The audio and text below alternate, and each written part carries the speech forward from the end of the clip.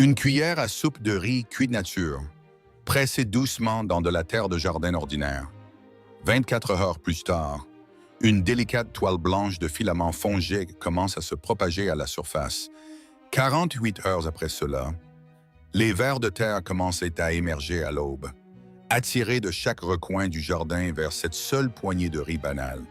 Pas d'engrais, pas de produits chimiques, pas d'amendements coûteux du centre de jardinage, pas de concentré granulé, pas de mélange de microbes commandés par correspondance, pas de nourriture liquide bleu vif pour plantes, juste du riz. À la fin de la première semaine, le sol où ce riz a atterri paraîtra visiblement plus sombre, plus friable et plus vivant que la terre qui l'entoure. Les racines des plantes s'étendent vers lui, les traînées de vers s'agglutinent autour de lui, et tout cela a commencé avec une seule cuillerée du dîner d'hier soir. Ce qui se déroule dans les heures qui suivent la rencontre entre le riz et le sol vivant est l'un des événements biologiques les plus discrets et les plus extraordinaires de n'importe quel jardin en Amérique. Et pour des raisons ancrées dans 10 000 ans de tradition agricole, une tradition plus ancienne que la plupart des villes modernes du continent. Ce humble grain se comporte moins comme de la nourriture et plus comme la plus ancienne monnaie d'échange que le sol ait jamais connue. 5 techniques de riz, chacune d'entre elles appuyée par une science évaluée par les pairs, chacune d'entre elles coûtant moins cher qu'une tasse de café, et à la fin de cette vidéo, la façon dont tout jardinier chevronné regarde son garde-manger ne sera plus jamais tout à fait la même. Le véritable moteur sous chaque jardin sain, avant que les 5 techniques ne soient mises en lumière, une vérité doit d'abord s'imposer. Car sans elle, rien du reste n'a de sens.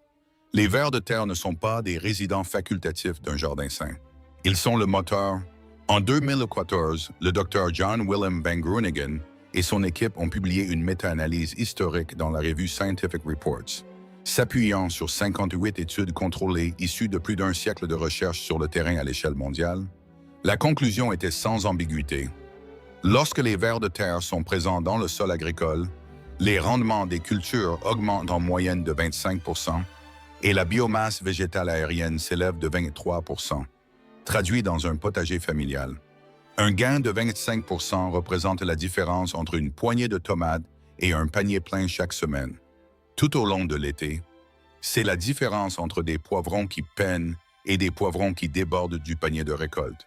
Et cela est obtenu sans ajouter un seul dollar d'intrants synthétiques. 9 ans plus tard, en 2023, le Dr. Stephen Fonte de l'Université d'État du Colorado est allé plus loin. Publiant dans Nature Communications, son équipe a calculé que les vers de terre contribuent discrètement à environ 6,5% de la production mondiale de céréales, soit 140 millions de tonnes métriques de nourriture chaque année. C'est plus de céréales que la Russie, l'une des plus grandes nations agricoles de la Terre, n'en produit en 12 mois. Et chaque tonne provient de créatures que personne n'a besoin d'acheter, de nourrir, de vacciner ou de gérer. Mais voici le détail que la plupart des livres de jardinage omettent totalement. Les vers de terre ne mangent pas de terre. Ils ne mangent pas de racines. Ils ne mangent pas d'engrais. Ils mangent les bactéries et les champignons microscopiques qui recouvrent la matière organique en décomposition. Des cellules si minuscules qu'une cuillère à café de sol sain peut en contenir plus qu'il n'y a d'êtres humains sur la planète. Plus de microbes signifie plus de vers signifie un sol plus riche. Plus de richesse du sol signifie des légumes qui poussent comme les vieux catalogues le promettaient autrefois. Et presque rien sur Terre ne nourrit les microbes du sol aussi rapidement, aussi proprement ou aussi économiquement qu'une poignée de riz. La question devient donc, que contient exactement le garde-manger que la majeure partie de l'agriculture moderne a négligé? 5 réponses, en commençant par celle qui fonctionne le plus rapidement. Topa Buent, le catalyseur au riz cuit, l'aimant à sa action rapide. Pourquoi une seule cuillerée de reste de riz cuit déclenche-t-elle une explosion microbienne qu'aucune bouteille d'engrais liquide ne peut égaler? La réponse se trouve à l'intérieur du grain de riz lui-même. Le riz cru est constitué d'amidon enfermés dans des structures cristallines et serrées, de petites forteresses compactes qui résistent à une décomposition rapide. La cuisson change tout, la chaleur et l'eau forcent l'ouverture de ces forteresses. un processus que les scientifiques appellent la gélatinisation. Et soudain, chaque microbe du sol du voisinage a accès à un festin prédigéré. Dans les 24 à 48 heures suivant son insertion dans le sol du jardin, les bactéries et les champignons envahissent ce grain. Une toile blanc pâle de mycélium fongique s'élève vers la surface. De fins filaments cotonneux qui déploient des motifs de ramification invisibles, comme du givre grimpant sur une vitre à l'envers. Et voici le moment de révélation que la plupart des jardiniers ne voient jamais venir. Les vers de terre ne viennent pas pour le riz, ils viennent pour la prolifération microbienne que le riz crée. Pour un ver, cette toile fongique est une fusée éclairante visible à travers tout un lit de jardin. L'application est d'une simplicité presque décevante. Dispersez 2 à 3 cuillères à soupe de riz, cuit nature non assaisonné sur chaque pied carré de sol. Pressez-le légèrement dans le premier pouce supérieur, pas profondément. Juste assez pour le maintenir en contact avec la terre humide. Couvrez d'une fine couche de paillis pour le protéger du dessèchement et des oiseaux curieux. Riz blanc, riz brun, jasmin, basmati, reste de riz de la veille sorti du réfrigérateur. Tout fonctionne tant qu'il est nature. Le moment choisi est important. La technique donne de meilleurs résultats pendant les mois les plus chauds. Lorsque la température du sol reste supérieure à 13 degrés Celsius, 55 degrés Fahrenheit, en dessous de ce seuil, l'activité microbienne ralentit et la prolifération met plus de temps à apparaître. Du printemps au début de l'automne est la fenêtre idéale. Une seule application toutes les 2 à 3 semaines maintient l'élan biologique sans saturer le sol. Mais voici l'erreur que font même les jardiniers expérimentés. Plus n'est pas mieux. Si vous empilez trop de riz cuit à un seul endroit, les microbes consomment de l'oxygène plus vite que le sol ne peut le remplacer. Le résultat est une poche anaérobie à l'odeur aigre, gluante et activement hostile aux racines. La règle est simple, des couches fines étalées largement, jamais de tas. Et voici la deuxième erreur, celle qui surprend même les jardiniers prudents. Le riz restant des restaurants ou des contenants à emporter contient souvent du sel, de l'huile, du sésame, de la sauce soja ou du bouillon de poulet. Aucun de ces éléments n'a sa place dans un lit de jardin. Le sel déshydrate les microbes du sol et les tue au contact. L'huile enrobe le grain et bloque la colonisation microbienne même sur laquelle repose la technique. Seul le riz nature, non assaisonné, cuit uniquement dans l'eau, doit toucher le sol vivant. Et voici le détail rarement partagé dans les magazines de jardinage. Une seule cuillère à soupe de riz nature alimente une cascade biologique que la plupart des engrais liquides commerciaux ne peuvent pas reproduire. Parce que ces produits nourrissent directement les plantes tout en contournant entièrement le réseau trophique du sol vivant. La technique du riz fonctionne dans la direction opposée. Elle construit d'abord la biologie et laisse la biologie nourrir les plantes comme la nature l'a toujours fait. Le riz cuit nourrit magnifiquement le sol pendant une semaine, parfois 2. Mais que se passe-t-il lorsque l'hiver s'installe et que les microbes ont besoin de quelque chose qui dure beaucoup plus longtemps? Top 2. Le riz cru concassé, le nourrisseur d'hiver à libération lente. Il existe un mythe que tout nouveau jardinier finit par absorber. Le sol meurt en hiver. Ce n'est pas vrai. La vie du sol ralentit, hiberne, se retire plus profondément, mais elle ne meurt pas. Et les jardiniers qui nourrissent cette biologie endormie pendant les mois froids sont les mêmes jardiniers dont les listes de printemps explosent alors que tout le monde attend encore la fin du gel. C'est ici que le riz cru gagne sa place. Le riz non cuit conserve son amidon cristallin d'une manière que le riz cuit ne peut pas. Ces structures verrouillées prennent des semaines, parfois des mois, pour que les microbes du sol les dénouent. C'est tout l'intérêt. Un léger concassage, un rouleau à pâtisserie sur un torchon ou quelques impulsions rapides dans un mixeur fendent les grains sans les réduire en farine. Voici l'erreur courante. La farine fine n'est pas l'objectif. La farine se compacte, étouffe le sol et se transforme en une couche pâteuse qui bloque l'oxygène pendant des semaines. La cible est le grain concassé. Jamais la poudre. Des centaines de minuscules capsules à libération lente. Chacune étant un garde-manger pour les microbes qui finiront par nourrir les vers. Incorporé dans les 2 premiers pouces de sol avant le premier gel important. Le riz cru concassé devient une réserve de nourriture saisonnière pour le monde souterrain.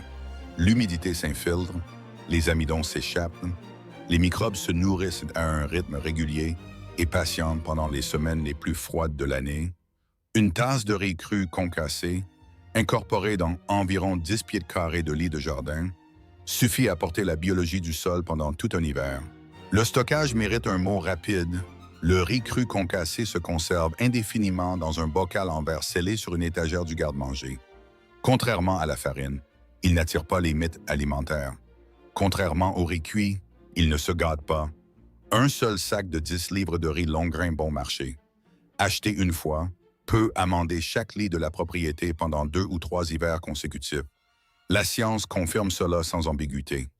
Une étude de 2016 dans l'International Journal of Environmental Health Engineering a documenté que l'ajout de résidus de riz cru au système de vers de terre produisait un lombricompost se stabilisant plus rapidement, plus riche en nutriments avec des gains mesurables en azote, phosphore et potassium. Le riz n'a pas seulement nourri les vers, il a changé la chimie du compost produit par les vers. Et voici le détail rarement mentionné. Les jardinières qui concassent du riz cru dans leur lit en novembre trouvent régulièrement des populations de vers de terre prospères sous la neige en février. Pas en dormance, en train de travailler. La chaleur générée par l'activité microbienne autour de chaque grain concassé maintient une fine enveloppe de sol au-dessus du point de congélation, même par grand froid. Ce qui signifie qu'au moment où les pluies printanières ramollissent la terre, le sol est déjà remué, aéré et prêt pour une croissance explosive. Une erreur courante mérite un dernier avertissement. N'essayez jamais de répandre du riz concassé sur un sol déjà gelé. Les grains restent à la surface, attirent les oiseaux et les souris affamées et ne servent à rien. La technique appartient à la fin de l'automne, lorsque le sol est frais et humide mais encore malléable, pas au milieu de l'hiver. Mais le riz solide, qu'il soit cuit ou cru, fonctionne sur une échelle de temps de semaines et de mois. Et si le boost microbien le plus spectaculaire de tous ne venait pas du grain, mais de l'eau que la plupart des cuisines versent directement dans l'évier? Top 3. L'eau de riz fermentée, l'accélérateur microbien liquide. Chaque foyer qui a déjà rincé du riz avant de le cuire a, sans le savoir, créé l'un des bio-inoculants liquides les plus puissants connus de l'agriculture traditionnelle, et presque chaque foyer l'a versé directement dans l'évier. Cette eau trouble, d'aspect crayeux, transporte des amidons dissous, des vitamines B, des acides aminés, du phosphore, du potassium et une poignée d'oligo-éléments. Laissez seul dans un bocal en verre propre à température ambiante pendant 2 à 3 jours. Recouverte lâchement d'un chiffon ou d'un essuie-tout, jamais scellée hermétiquement. Elle fermente. Les bactéries lactiques, la même famille microbienne qui transforme le lait en yaourt et le chou en choucroute, se multiplient rapidement, abaissant le pH et transformant ce rinçage trouble en un arrosage microbien concentré. Un ferment prêt envoie ses propres signaux discrets. Une légère odeur aigre, propre et presque comme du pain, quelques minuscules bulles remontant lentement du fond du bocal, une légère séparation dans le liquide avec un peu de trouble se déposant vers la base. Ce sont les signes d'une fermentation lactique saine, exactement les mêmes signaux qu'un boulanger de pain au levain surveille dans un levain matinal. L'étude de 2021 dans la revue Sustainability, dirigée par les chercheurs Abba Nabaye et Christopher T. de l'Université Putra Malaysia, a confirmé ce que les agriculteurs de toute l'Asie savent depuis des siècles. Une période de fermentation de 3 jours augmente considérablement les populations de bactéries bénéfiques et augmente l'azote, le phosphore et le potassium solubles. Leurs essais de suivi en 2023 ont montré des gains mesurables dans les bactéries fixatrices d'azote, les organismes solubilisant le phosphore et la croissance globale des plantes. Le monde scientifique occidental n'est arrivé à cette conclusion qu'au cours de la dernière décennie.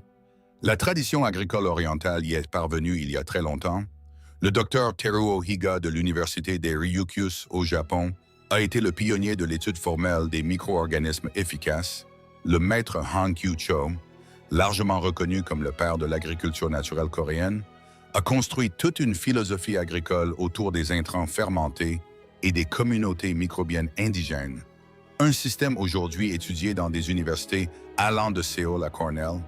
Voici l'application que la plupart des vidéos expliquent mal. Le ferment fini doit avoir une odeur légèrement aigre, presque comme un levain. Jamais piquante, jamais putride, jamais alcoolisée. Diluez une part d'eau de riz fermentée pour 10 paires d'eau fraîche non chlorée. Versez autour de la base des plantes, jamais sur les feuilles. Appliquez tous les 7 à 10 jours pendant les mois de croissance active. Et voici un détail rarement partagé. L'eau utilisée pour rincer le riz au départ compte plus que ce que la plupart des jardinières réalisent. L'eau chaude du robinet peut dénaturer certaines vitamines B et certains amidons avant même qu'ils n'atteignent le ferment. L'eau froide ou à température ambiante passée brièvement sur le riz capture le trouble qui fait fonctionner toute la technique. Et voici l'erreur courante. Laisser le ferment reposer pendant 5, 6 ou 7 jours ne le rend pas plus fort. Il dépasse la fermentation lactique bénéfique pour produire des composés putrides qui peuvent réellement endommager les jeunes racines tendres. 3 jours, 4 partences frais et la fenêtre idéale. Après cela, compostez-le et recommencez. Les lias de jardin ouverts répondent magnifiquement à l'eau de riz fermentée, mais à l'intérieur du monde clos d'un lombricomposteur où chaque variable est contrôlée et chaque intrant compte double, le riz fait quelque chose d'encore plus remarquable. Top 4. Le riz dans le lombricomposteur, le multiplicateur de population. Pour quiconque possède un lombricomposteur domestique, cette technique suivante arrive avec des chiffres assez percutants pour arrêter n'importe quel jardinier. Une étude de 2018 dans l'International Journal of Environmental Research and Public Health a testé les résidus de riz par rapport aux intrants ordinaires des bacs. Les résultats ont été frappants. Le poids corporel des vers de terre a grimpé. La biomasse a augmenté et la mortalité a chuté, de manière spectaculaire dans certains essais. Une étude de 2020 dans PeerJ a poussé la mesure plus loin, documentant que les vers de terre consommaient complètement les résidus de riz en 4 semaines. Tandis que l'activité enzymatique à travers de multiples voies de cycle des nutriments montait en flèche, la traduction est simple. Le riz ne nourrit pas seulement les vers, le riz les multiplie. Le mécanisme est le même que celui qui anime les 2 premières techniques. Concentré à l'intérieur du conteneur fermé d'un bac, quelques cuillères à soupe de restes de riz cuit ou une petite poignée de riz cru concassé ajoutées aux côtés des restes de cuisine habituels déclenchent une prolifération microbienne à l'intérieur de la litière. Les vers rouges, Eisenia fetida, l'espèce que la plupart des bacs domestiques utilisent, se nourrissent de cette prolifération. Pas du riz lui-même. Leur déjection, lombricompost, ressortent plus sombres, plus dense et plus biologiquement active. La différence est visible à l'œil nu. Le lombricompost d'un bac nourri au riz prend un ton riche, presque noir expresso, avec une texture lisse, presque beurrée lorsqu'on le frotte entre les doigts. Les déjections standards, en comparaison, paraissent souvent plus grossières et plus grises. Cette différence visuelle est la façon dont les vers disent à leurs soigneurs, dans le seul langage qu'ils possèdent, que la communauté microbienne a changé, et voici le secret que les vétérans du lombricompostage partagent rarement publiquement. Le riz ajouté 1 fois par semaine en petite quantité produit un lombricompost visiblement plus lourd en 30 jours. Retourné au lit de jardin, ce lombricompost transporte la communauté microbienne du bac avec lui, ensemençant efficacement le sol avec une population vivante et active de décomposeurs. Un seul lombricomposteur domestique, nourri au riz de manière régulière, peut inoculer tout un potager. Les nouveaux bacs de moins de 3 mois répondent plus spectaculairement que les bacs établis car l'écosystème microbien à l'intérieur est encore en train de se mettre en place. Un nouveau bac nourri d'une cuillère à soupe de riz cuit par semaine atteint souvent sa pleine production 2 à 3 mois plus tôt qu'un bac nourri uniquement de restes standards. L'erreur courante dans le lombricomposteur est simple. N'ajoutez jamais de riz à une litière qui est déjà trop humide. L'amidon ajouté fermente dans la mauvaise direction et le bac devient aigre du jour au lendemain, produisant une odeur forte, semblable à celle du vinaigre, qui pousse les vers vers la surface pour tenter de s'échapper. La solution est tout aussi simple. Maintenez la litière à l'humidité d'une éponge essorée. Ajoutez le riz en fines pincées, jamais en tas. Enterrez-le sous un pouce de litière pour éloigner les mouches des fruits. Et n'ajoutez jamais, au grand jamais, de reste assaisonné ou huilé. La même règle du lit de jardin s'applique avec encore plus de force à l'intérieur d'un conteneur fermé. Le grain lui-même transforme le sol, mais il y a une partie de la plante de riz qui n'a presque rien à voir avec l'alimentation des microbes. Elle résout un problème que chaque jardinier ayant un sol argileux lourd ait combattu discrètement pendant des années. Top 5. Les balles de riz, le transformateur de structure du sol. Chaque tonne de riz usiné produit environ 200 livres de balles enveloppes. À l'échelle mondiale, cela représente des dizaines de millions de tonnes de ce que la majeure partie de l'industrie traite comme des déchets. Pour le jardinier qui comprend la structure du sol, cette même balle est l'un des amendements les plus sous-estimés de la planète. Les balles de riz sont composées d'environ 20% de silice en pois sec. Elles sont résistantes, légères, lentes à se décomposer et presque impossibles à compacter. Incorporées dans un sol argileux lourd, elles écartent physiquement les particules denses, ouvrant de minuscules canaux par lesquels l'oxygène, l'eau et les racines peuvent circuler. Incorporées dans un terreau, elles accomplissent tout ce que fait la perlite. Drainage, aération, structure, sans le détail rarement mentionné sur un sac de perlite. La perlite est un minéral volcanique extrait de mines à ciel ouvert. Une fois qu'elle quitte la Terre, elle n'y revient pas. Les balles de riz, en revanche, repoussent chaque année dans chaque rizière de la planète. Il y a aussi une différence de prix qui vaut la peine d'être notée. Un grand sac de balles de riz acheté dans un magasin d'aliments pour bétail ou une boutique de fourniture de brasserie coûte généralement une fraction de ce que le même volume de perlite coûte dans un centre de jardinage. Pour les jardiniers émandant plusieurs lits surélevés ou mélangeant leur propre terreau en vrac, cette différence représente de réelles économies sur une seule saison. La silice compte au-delà de la structure. À mesure que les balles se décomposent lentement au cours d'une saison de croissance, la silice dissoute devient disponible pour les racines des plantes. Les plantes qui absorbent de la silice construisent des parois cellulaires plus solides, résistent beaucoup plus efficacement aux insectes suceurs, pucerons, thrips, acariens, et gèrent le stress hydrique avec visiblement moins de flétrissement. Les tomates cultivées dans un sol amandé avec des balles se tiennent souvent plus droites. Les poivrons résistent plus fiablement à la pourriture apicale. Même les pelouses réagissent, verdissant plus uniformément malgré la chaleur de la fin de l'été, pour un sol argileux lourd. La proportion mérite d'être apprise. Étalez une part de balles de riz pour 4 parts de sol sur les 6 premières pouces d'un lit. Incorporez-les avec une fourche de jardin et la transformation devient notable en une seule saison. L'eau qui stagnait à la surface commence à s'écouler correctement. Les canaux de vers de terre réapparaissent. Les semis qui peinaient au même endroit l'année précédente commencent à prospérer. Voici le détail qu'il vaut mieux connaître avant de verser le premier sac. Les jardiniers devraient rechercher spécifiquement des balles de riz étuvées, parboiled, souvent vendues sous l'abréviation PBH. Les balles crues et non transformées peuvent encore contenir des graines de riz viables.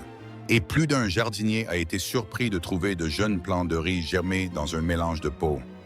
Les balles étuvées sont traitées thermiquement, stériles et sûres à utiliser n'importe où, y compris dans les plateaux de semis où une seule mauvaise herbe germée peut ruiner tout un plateau de jeunes plants. Étalez 2 pouces de balles de riz étuvées sur un lit de jardin, comme paillé de surface, et l'effet est immédiat. Les graines de mauvaises herbes ne peuvent pas germer sans lumière, et les balles la bloquent parfaitement. La température du sol se stabilise face aux variations quotidiennes entre les nuits fraîches et les après-midi chauds. L'humidité persiste beaucoup plus longtemps entre les arrosages, réduisant souvent les besoins d'irrigation de moitié pendant le plein été. La vie microbienne prospère sous l'isolation et, au fil de la saison, les balles se décomposent discrètement en carbone, silice et oligo-éléments, nourrissant la terre au lieu de finir dans une décharge quelque part. Le retour d'une monnaie ancienne, chacune de ces 5 techniques pointe vers la même vérité discrète. Le riz ne nourrit pas les plantes. Le riz nourrit le monde vivant sous les plantes. Et ce monde vivant nourrit tout le reste. Prises ensemble, les 5 méthodes forment une stratégie unique et cohérente. Le riz cuit déclenche la poussée microbienne la plus rapide. Le riz cru concassé porte le sol pendant l'hiver. L'eau de riz fermentée offre un arrosage liquide concentré. Le riz dans le lombricomposteur multiplie par 10 la puissance microbienne et les barres de riz reconstruisent l'architecture même du sol. 5 outils, un grain, un garde-manger, nourrissant une immense communauté vivante souterraine. C'est ce qui fait que le riz se comporte comme la plus ancienne monnaie que le sol ait jamais échangée. Pas un engrais, pas un supplément, une forme de paiement entre la cuisine humaine et l'économie souterraine qui fonctionne sans interruption depuis des 1000 ans. Le coût est presque nul. Les rendements se cumulent à chaque saison et les jardinières qui apprennent à lire cette monnaie ancienne cessent de ramener de lourds sacs du centre de jardinage et commencent à regarder leur garde-manger pour la première fois depuis des années avec un regard neuf. Les vers de terre attendent, les microbes ont faim. Sortez au soleil, prenez le riz et laissez le sol se souvenir de ce qu'il a toujours su. Si cette histoire change votre regard sur les simples grains de votre garde-manger, n'hésitez pas à vous abonner et à aimer la chaîne. Nous exhumons l'histoire et la science que l'industrie moderne néglige souvent. Cultivons l'avenir ensemble. Le prochain trésor de la Terre sera bientôt révélé.